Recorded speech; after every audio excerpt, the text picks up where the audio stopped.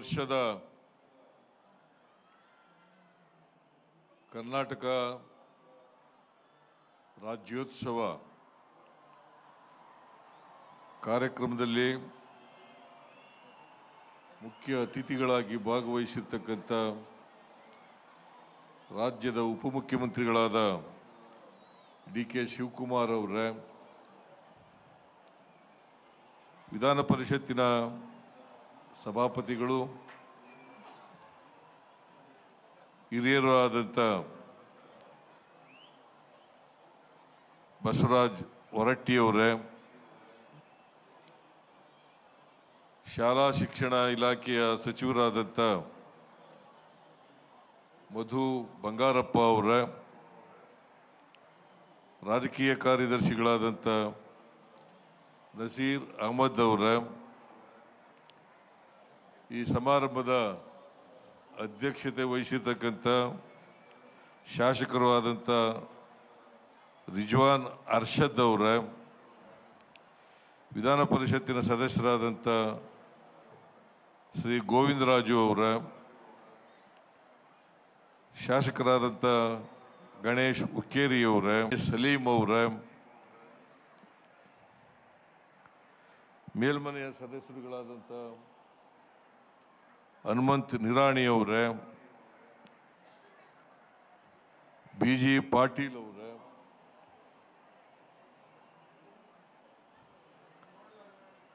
ಎಲ್ಲ ವೇದಿಕೆಯಲ್ಲಿರ್ತಕ್ಕಂಥ ಹಿರಿಯ ಕಿರಿಯ ಅಧಿಕಾರಿಗಳೇ, ಪ್ರೀತಿಯ ಮಕ್ಕಳೇ, ಮಾಧ್ಯಮದ ಗೆಳೆಯರೇ,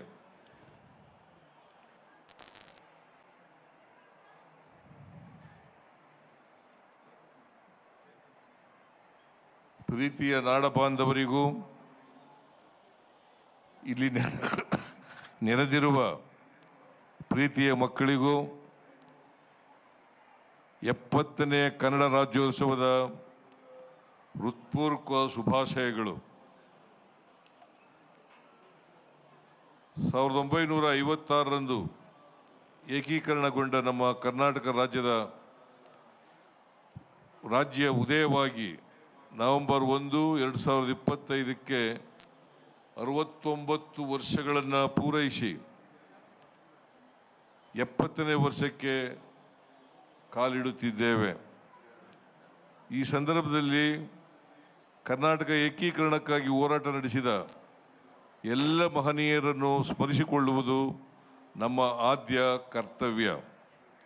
ಏಕೀಕರಣ ಹೋರಾಟದಲ್ಲಿ ಹುತಾತ್ಮರಾದ ಮೈಸೂರಿನ ವಿದ್ಯಾರ್ಥಿ ರಾಮಸ್ವಾಮಿ, ಬಳ್ಳಾರಿಯ ರಂಜಾನ್ ಸಾಬ್ ಮುಂತಾದವರಿಗೆ ತಲೆಬಾಗಿ ನಮಿಸುತ್ತೇನೆ.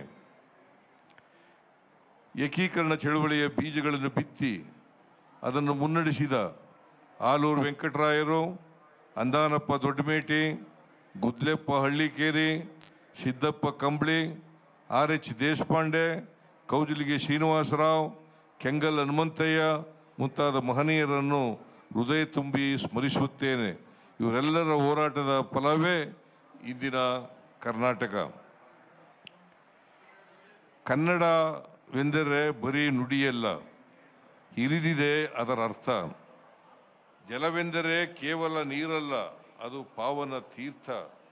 ಕನ್ನಡವೆಂದರೆ ಬರೀ ನಾಡಲ್ಲ, ಭೂಪಟ, ಗೆರೆ, ಚುಕ್ಕೆ.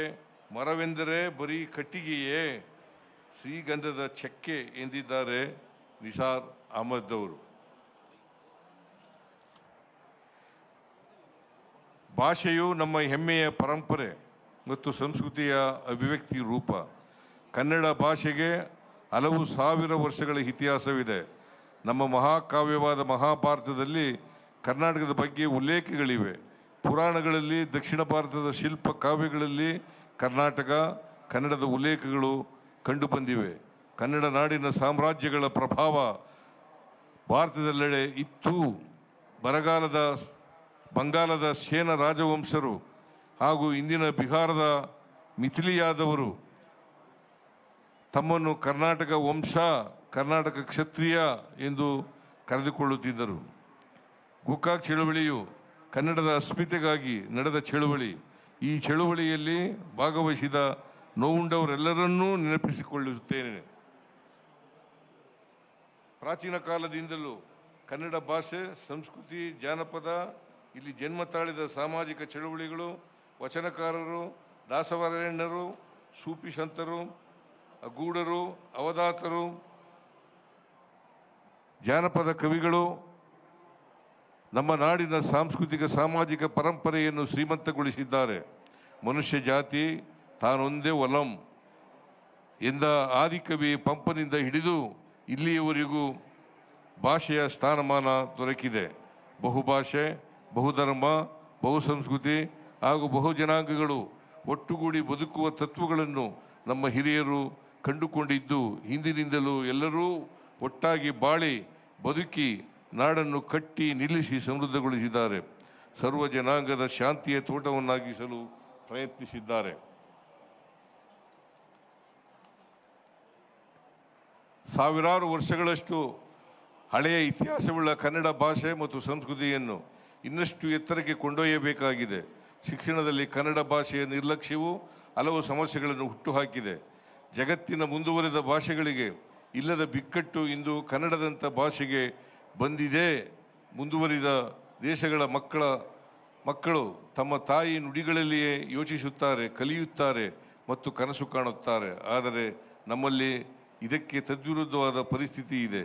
ಇಂಗ್ಲೀಷು, ಹಿಂದಿಯಂಥ ಭಾಷೆಗಳು ನಮ್ಮ ಮಕ್ಕಳ ಪ್ರತಿಭೆಯನ್ನು ಭಾಷೆಯ ಕಾರಣಕ್ಕೆ ದುರ್ಬಲಗೊಳಿಸುತ್ತಿವೆ. ಹಾಗಾಗಿ ಮಾತೃಭಾಷೆಯಲ್ಲಿಯೇ ಶಿಕ್ಷಣ ನೀಡುವ ವ್ಯವಸ್ಥೆಯನ್ನು ಜಾರಿಗೆ ತರಲು ಸೂಕ್ತ ಕಾನೂನುಗಳನ್ನು ತರಬೇಕಾದ ಅಗತ್ಯವಿದೆ. ಈ ಕುರಿತು ಕೇಂದ್ರ ಸರ್ಕಾರವು ಗಮನ ಹರಿಸಬೇಕೆಂದು ಒತ್ತಾಯಿಸುತ್ತೇನೆ. ಒಂದು ನಾಡನ್ನು ಕಟ್ಟುವುದು ಸರಳವಾದ ಸಂಗತಿಯಲ್ಲ. ನಾಡೊಂದರ ಸಮಗ್ರ ಅಭಿವೃದ್ಧಿ ಎಂದರೆ ರಸ್ತೆ, ಸೇತುವೆ, ವಿದ್ಯುತ್, ರೈಲು, ವಿಮಾನ, ಸುಸಜ್ಜಿತ ಕಟ್ಟಡಗಳಷ್ಟೇ ಅಲ್ಲ. ಈ ನಾಡಿನ ಮಕ್ಕಳ ಮಾನಸಿಕ, ದೈಹಿಕ ಆರೋಗ್ಯ, ತಮ್ಮ ಜೊತೆಯಲ್ಲಿನ ಮಕ್ಕಳ ಭಾಷೆ, ಬದುಕು, ಧರ್ಮ, ಜಾತಿ ಹಾಗೂ ಇನ್ನಿತ್ಯಾದಿ ಭಿನ್ನತೆಗಳನ್ನು ಸಹನೆಯಿಂದ ನೋಡುವುದನ್ನು ಕಲಿಸುವುದೂ ಮುಖ್ಯ.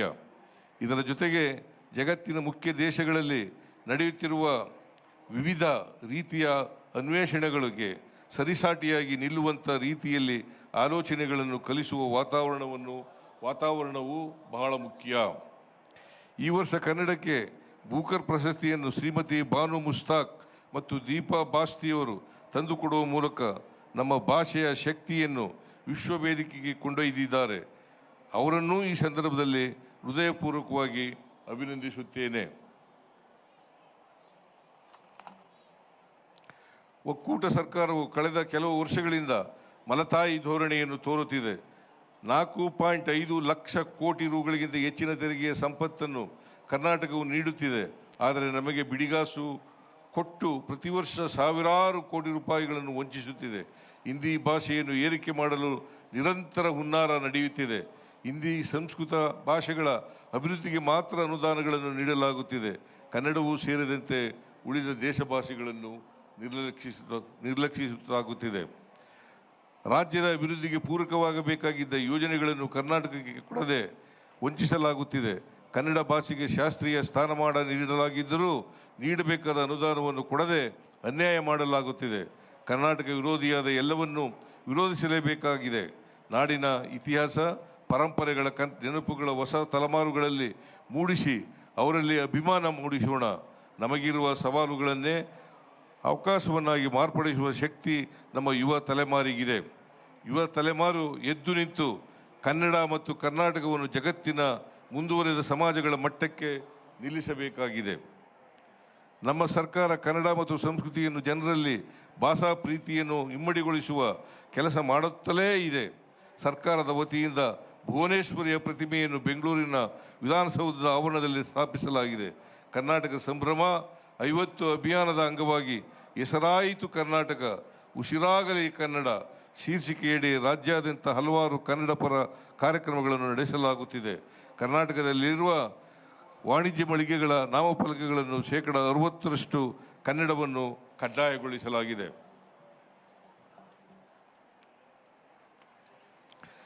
ಶಿಕ್ಷಣ ಕ್ಷೇತ್ರದ ಬಲವರ್ಧನೆಗಾಗಿ ಈ ವರ್ಷ 65,000 ಕೋಟಿ ರೂಗಳಿಗೂ ಹೆಚ್ಚಿನ ಸಂಪನ್ಮೂಲಗಳನ್ನು ಒದಗಿಸಿದ್ದೇವೆ. ನಮ್ಮ ವಸತಿ ಶಾಲೆಗಳು, ವಸತಿ ನಿಲಯಗಳಲ್ಲಿ 8.36 ಲಕ್ಷಕ್ಕೂ ಹೆಚ್ಚಿನ ಮಕ್ಕಳು ಅತ್ಯುತ್ತಮ ಗುಣಮಟ್ಟದ ಶಿಕ್ಷಣ ಪಡೆಯುತ್ತಿದ್ದಾರೆ. ರಾಜ್ಯದಲ್ಲಿ ಅಗತ್ಯ ಇರುವ ಕಡೆಗಳಲ್ಲಿ ಹೊಸದಾಗಿ ವಸತಿ ಶಾಲೆಗಳು, ವಸತಿ ನಿಲಯಗಳನ್ನು ಸ್ಥಾಪಿಸುತ್ತಿದ್ದೇವೆ. ರಾಜ್ಯದಲ್ಲಿ ಶತಮಾನ ಪೂರೈಸಿರುವ ಸುಮಾರು 3,000 ಸರ್ಕಾರಿ ಶಾಲೆಗಳಿವೆ. ರಾಜ್ಯದಲ್ಲಿ ಶಾಲಾ ಶಿಕ್ಷಣ ಕ್ಷೇತ್ರವನ್ನು ಬಲಪಡಿಸುವ ಸಲುವಾಗಿ ರಾಜ್ಯಾದ್ಯಂತ 2,500 ಕೋಟಿ ರು ವೆಚ್ಚದಲ್ಲಿ 800 ಸರ್ಕಾರಿ ಶಾಲೆಗಳನ್ನು ಕರ್ನಾಟಕ ಪಬ್ಲಿಕ್ ಶಾಲೆಗಳನ್ನಾಗಿ ಪರಿವರ್ತಿಸಿ ಪ್ರತಿ ಶಾಲೆಯನ್ನು 4 ಕೋಟಿ ರುಗಳ ಅಂದಾಜು ವೆಚ್ಚದಲ್ಲಿ ಅಗತ್ಯ ಮೂಲಸೌಕರ್ಯಗಳೊಂದಿಗೆ ಅಭಿವೃದ್ಧಿಪಡಿಸಲಾಗುವುದು. ಅಲ್ಪಸಂಖ್ಯಾತ ಸಮುದಾಯಗಳು ಮುಖ್ಯವಾಹಿನಿಯ ಜೊತೆಗೆ ಸುಲಭವಾಗಿ ಬೆರೆಯುವಂತೆ ಪ್ರಾಥಮಿಕ ಕನ್ನಡವನ್ನು ಮದರಸಾ ಶಿಕ್ಷಣದ ಭಾಗವಾಗಿ ಕಲಿಸಲು ಪ್ರಸ್ತುತ ವರ್ಷದಲ್ಲಿ 180 ಮದರಸಾಗಳಲ್ಲಿ ಕನ್ನಡ ಕಲಿಸಲಾಗುತ್ತಿದೆ. ಇದನ್ನು ರಾಜ್ಯದಲ್ಲಿರುವ 1,500 ಮದರಸಾಗಳಿಗೆ ವಿಸ್ತರಿಸಲಾಗುವುದು. ರು 483 ಕೋಟಿ ವೆಚ್ಚದಲ್ಲಿ 100 ಉರ್ದು ಶಾಲೆಗಳನ್ನು KPS ಮಾದರಿಯಲ್ಲಿ ಅಭಿವೃದ್ಧಿಪಡಿಸಲು ಕ್ರಮ ಕೈಗೊಳ್ಳಲಾಗುತ್ತಿದೆ. ಕ್ಯಾನ್ಸರ್ ಪೀಡಿತ ಮಕ್ಕಳಿಗಾಗಿ ಪ್ರತ್ಯೇಕ ವಸತಿ ಶಾಲೆಗಳನ್ನು ಪ್ರಾರಂಭಿಸಲಾಗಿದೆ. ಕ್ಯಾನ್ಸರಿಂದ ಬಾಧಿತರಾದ ಮಕ್ಕಳಿಗೆ ವೈದ್ಯಕೀಯ ಬೆಂಬಲದೊಂದಿಗೆ ಶಿಕ್ಷಣವನ್ನು ಒದಗಿಸುವ ಕೆಲಸ ಮಾಡಲಾಗುತ್ತಿದೆ. ಕಾಲಕಾಲಕ್ಕೆ ಶಿಕ್ಷಕರ ನೇಮಕಾತಿ ಮತ್ತು ತರಬೇತಿಗಳನ್ನು ನಡೆಸಲಾಗುತ್ತಿದೆ. 2024ರಲ್ಲಿ 14,499 ಪದವಿ ಪ್ರಾಥಮಿಕ ಶಿಕ್ಷಕರ ನೇಮಕಾತಿ ಮಾಡಲಾಗಿದೆ. ಕಲ್ಯಾಣ ಕರ್ನಾಟಕ ಭಾಗದಲ್ಲಿ 5,267 ಮತ್ತು ಇತರ ಪ್ರದೇಶಗಳಲ್ಲಿ 5,000 ಶಿಕ್ಷಕರ ನೇಮಕಾತಿ ಮಾಡಲಾಗುತ್ತಿದೆ. 800 ಹೊಸ PU ಉಪನ್ಯಾಸಕರ ನೇಮಕಾತಿ ಮಾಡಲಾಗಿದೆ. ಹೊಸದಾಗಿ 18,000ಕ್ಕೂ ಹೆಚ್ಚು ಶಿಕ್ಷಕರ ನೇಮಕಾತಿಗೆ ಅಧಿಸೂಚನೆ ಹೊರಡಿಸಲಾಗುತ್ತಿದೆ. ಅನುದಾನಿತ ಶಾಲೆಗಳಿಗೆ 5,000 ಶಿಕ್ಷಕರ ಹುದ್ದೆಗಳನ್ನು ನೇಮಕ ಮಾಡಲು ಅನುಮತಿ ನೀಡಲಾಗಿದೆ. ಇತ್ತೀಚೆಗೆ ತಾನೇ ಪ್ರೊಫೆಸರ್ ಸುಖದೇವ್ ಹೋರಟ್ ಅವರ ಅಧ್ಯಕ್ಷತೆಯಲ್ಲಿ ರಚನೆಯಾಗಿದ್ದ ರಾಜ್ಯ ಶಿಕ್ಷಣ ನೀತಿ ಆಯೋಗವು ತನ್ನ ವರದಿಯನ್ನು ನೀಡಿದೆ.